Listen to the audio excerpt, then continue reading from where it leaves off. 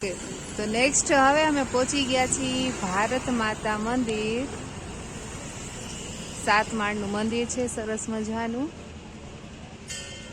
ઊંચું ઊંચું. અને અહીંયા કયા કયા માળે શું છે તો કે પહેલા માળે સૂર મંદિર, માતૃ મંદિર, સંત મંદિર, ડિજિટલ ભારત દર્શન, શક્તિ મંદિર, વિષ્ણુ મંદિર ને શિવ મંદિર. અને અહીંયા જો મસ્ત ગેટની અંદર આપણે એન્ટર કરીએ એટલે ફ્લાવર મસ્ત જો રાખેલા છે, કુંડા મસ્ત વાવેલા છે ફ્લાવરના.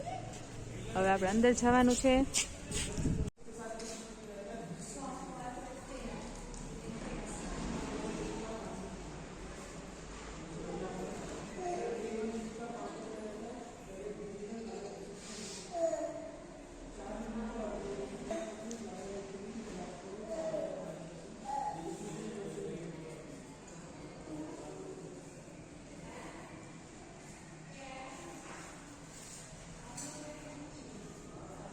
અમે જો લિફ્ટ થ્રુ અહીંયા 6th ફ્લોર ઉપર આવી ગયા છીએ.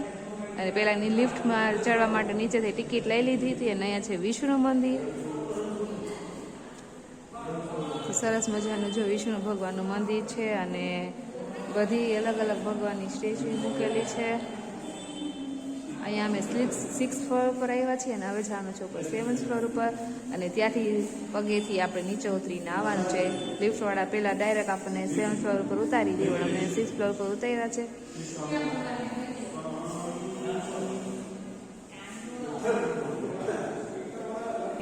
બધા ભગવાનને જો મસ્ત મજાના વાઘાથી શણગાર્યા છે. શૃંગાર બહુ સરસ કર્યા છે. રાધા કૃષ્ણ છે, કાનુડો છે, જો તમે વિષ્ણુ ભગવાન છે. ઓકે, તો હવે અમે જઈએ છીએ 7th ફ્લોર ઉપર.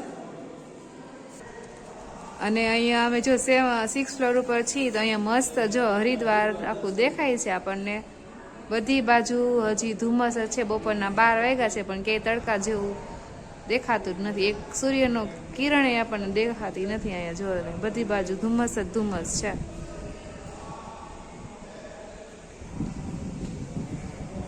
હવે જવાનું છે ઉપર. શિવ મંદિર છે ત્યાં. અહીંયાથી ચડીને જવાનું છે ઉપર પગથિયા. તો અમે આવી ગયા છીએ સૌથી લાસ્ટ ફ્લોર ઉપર. અને અહીંયા જો મસ્ત મજાની ગંગા મૈયાના પણ દર્શન થાય છે કે શંકર ભગવાને જે એની જટામાં ગંગા મૈયાને સ્થાન આપ્યું હતું ત્યાંથી ગંગામાં ઉતર્યા હતા. ભાગીરથ રાજા લઈ આવ્યા હતા. એનું સરસ મજાનું પિક્ચર અહીંયા છે. ને શંકર ભગવાનની સરસ સ્ટેચ્યુ છે. ભગીરથ રાજા કયા નીચે રે? હા, એ તો ખબર છે.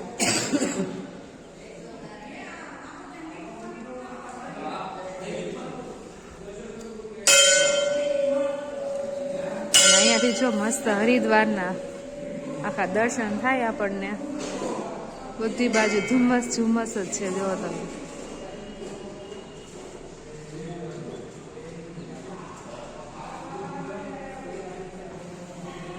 ઓકે. નેક્સ્ટ આપણે આવી ગયા છીએ 5th ફ્લોર ઉપર કે જ્યાં બધા શક્તિ મંદિર જ છે. બધા દેવીની સ્ટેચ્યુ છે. જુઓ તમે. ઓકે, અહીંયાથી બતાવો તમને. સરસ્વતી છે, મા સરસ્વતીની સ્ટેચ્યુ છે. પછી યમુના માતા છે, મીનાક્ષી. અને બધા જ માતાજીને જો મસ્ત મજાના કોસ્ચ્યુમ પહેરાવ્યા છે. એના શૃંગાર તો એટલા સરસ આકર્ષક છે. હરસિદ્ધિ માતા, સિદ્ધિદાત્રી માતા.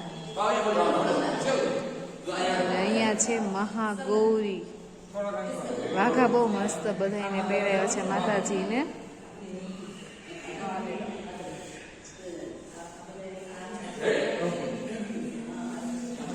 અહીંયા છે કાત્યાયની કુલદેવી પાટીદાર સમાજ. ઉમિયા માતા,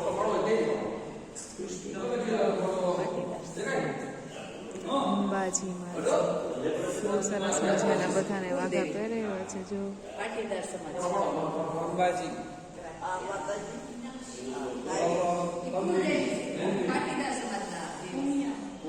સ્કંદ માતા,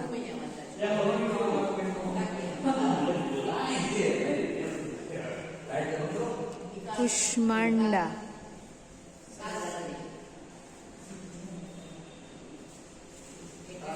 ચંદ્રઘંટા, શૈલપુત્રી, બ્રહ્મચારિણી, નર્મદા, વાહ મહાદેવી નર્મદા, આશાપુરી દેવી, ગંગામાં, જેના આપણે ખાસ કરીને દર્શન કરવા આવ્યા છીએ. માતાજીની પણ બહુ સરસ મૂર્તિ બેસાડેલી છે. વેદ માતા ગાયત્રી,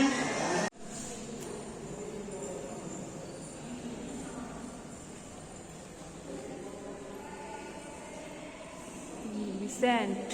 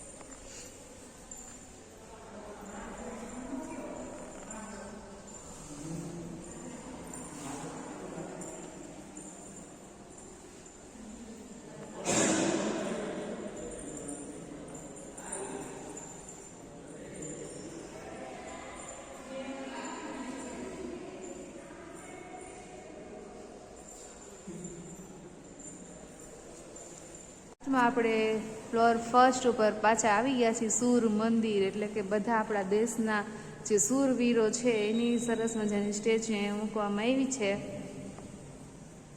આ દેશના માટે જેને બલિદાન આપ્યું છે. જુઓ તમે, ચંદ્રશેખર આઝાદ, ભગતસિંહ, વાહ, ઝાંસી કી રાની લક્ષ્મીબાઈ, વીરાંગના રાણી અવંતીબાઈ,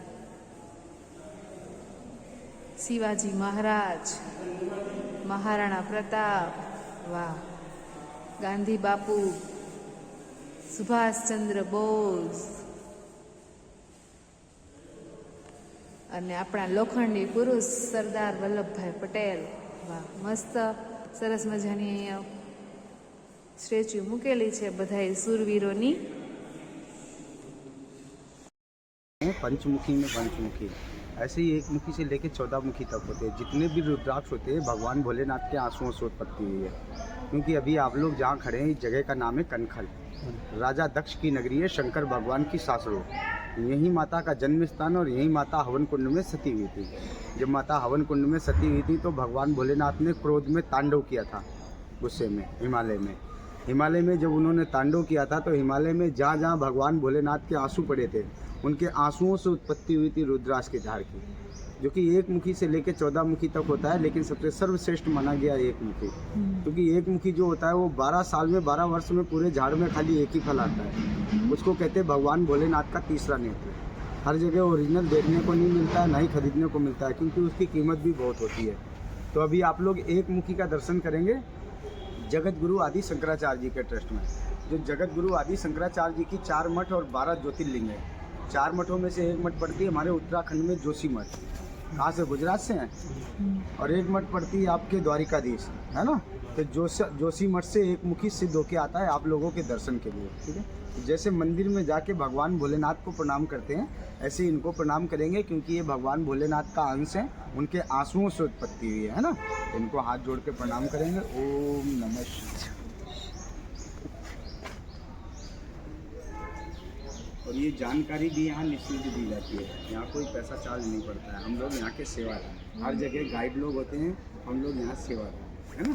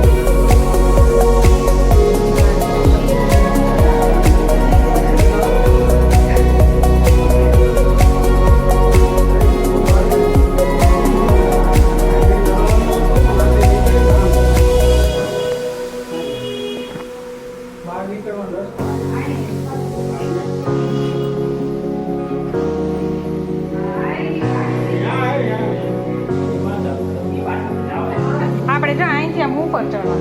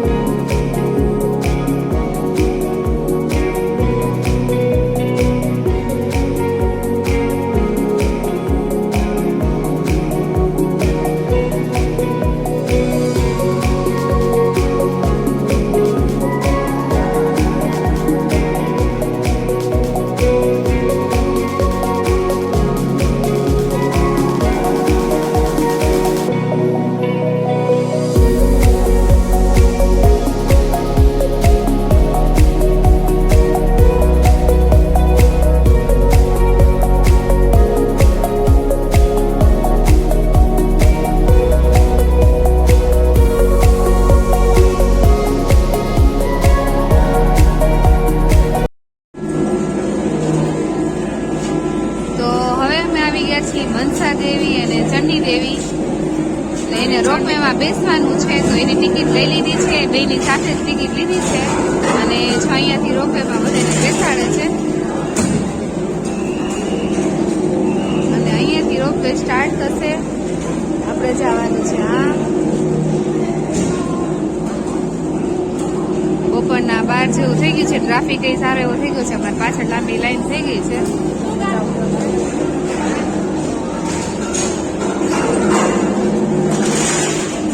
નેક્સ્ટ ટર્ન અમારો છે. તો અમે બેસી ગયા છીએ રોપવેમાં અને કોમલને આખો બંધ થઈ જવાની.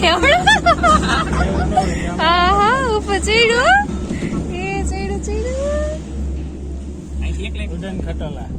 उड़न खटोले में हम बैठ गए हैं. वाव ધીમું ન હોય, ફાસ જ હોય. ચાલતું જ હોય પણ આપણને લાગે ખબર ન પડે. ઊભું રહી ગયું સામે ક્રોસ થતું હોય. અંબાલા ગુસરમાં ફટાફટ ઉતરી છે. No smoking, free Vacate. Only personal and bags. તો અમે પહોંચી ગયા છીએ ચંડી દેવી મંદિરે અને અહીંયા જો કેટલા બધા મંકી છે એ જો તમે પાણી પીવે જો ઓલું તો નળે પીવે એ ઓલું લટકી એ ધ્યાન જેવડું નાનું નાનું કેવું છે એ નળી ચાલુ કરી છે કેવું આવડે મારા હરાવને આમ તો છું તો જો મનસા દેવીના દર્શન કરીને અમે બેસી ગયા છીએ ટાંગા ગાડીમાં સાયકલ ગાડીમાં જો પારસની કેતન બે આગળ બેઠા છે હું કોમરભાઈ પાછળ બેઠા ફર્સ્ટ ટાઈમ આવી રીતે બેઠા છીએ અને હવે જઈ છીએ પેટ પૂજા કારણ કે બહુ જ ભૂખ લાગી છે સવારે વહેલું ખાઈ લીધું છે થેપલાન ગાંઠે પછી કંઈ ખાધું નથી બહુ લાગી છે ભૂખ તો હવે જો જમી લઈ અને પછી જવાનું છે હોટલે અને ત્યાંથી કપડાં ને એવું લઈને જવાનું છે ગંગા સ્નાન કરવા કારણ કે કાલે આપણે ગંગા સ્નાન કર્યું નહોતું હજી બાકી હતું એટલે ગંગામાં ડૂબકી મારવા માટે જવાનું છે